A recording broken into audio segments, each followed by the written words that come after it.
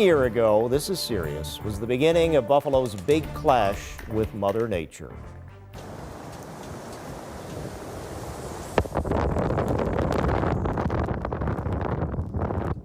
Buffalo, indeed, a look back at downtown Buffalo near Tupper and Franklin Streets during last year's blizzard. We cannot forget it. It was an experience that changed our community. 47 people were killed, and many more spent days trapped indoors in snow-covered cars or anywhere they could find shelter.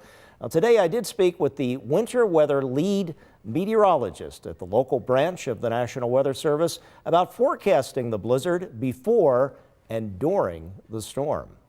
We started talking about a big storm, and initially it looked like it could have been a rain event that would have gone over to wet snow and then just kind of windy after that, because the models were thinking that the storm was going to go to our east. But as we got closer to the event, it became pretty clear it was going to go to our west.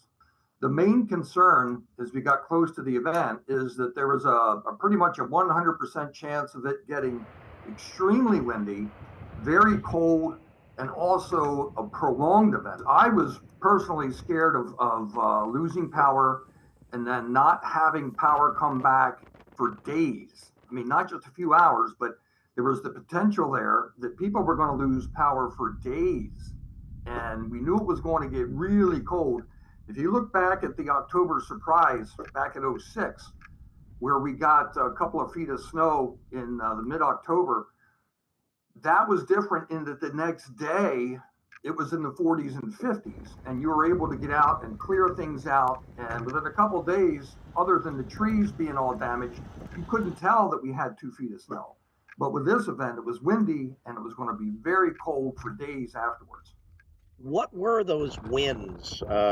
As I recall, I think they were like 70 miles an hour, weren't they? And wasn't this almost like I don't know if that's quite a Category 1 hurricane force, but they were up there, right? Yeah, there were the biggest wind gust, highest gust was on the Skyway. We had 79 miles an hour was the highest gust recorded. So along the Lake Erie shore, up through Buffalo Metro, up towards Niagara Falls, there were gusts 60 to 70 were pretty common. And as you went further east, like over towards Alden and interior of Niagara County, those gusts dropped off. They were more like 50, but that's still plenty cold enough with the drier snow to cause a lot of drifting. Yeah, that was the only other thing that just came to my mind. What was the cold? What during the blizzard? How cold did it get actually? Well, most areas, right in the area of the blizzard, were in the single digits and teens. The southern tier, they had wind chill values of 30 to 35 below. So it was significantly colder during and in the wake of the blizzard versus the one October 6th event that I had mentioned, where it was, like I said, in 40s and 50s. I know I was out shoveling snow with a flannel shirt. I mean, that wasn't happening after the blizzard.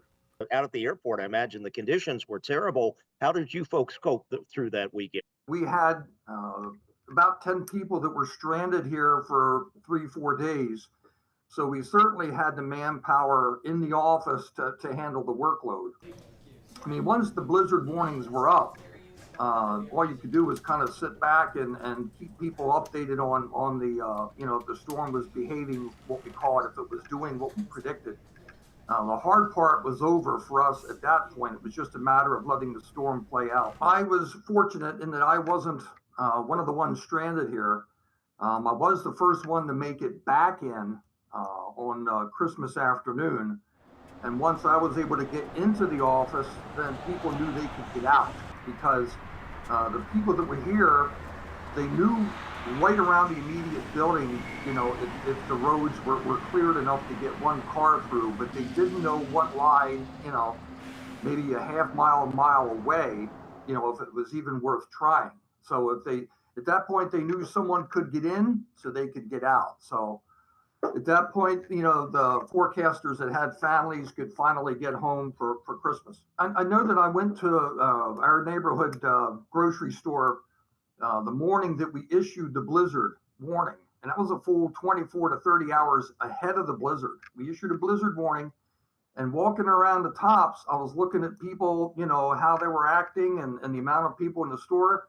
And to me, it looked like maybe a day in the summer. There was no panic.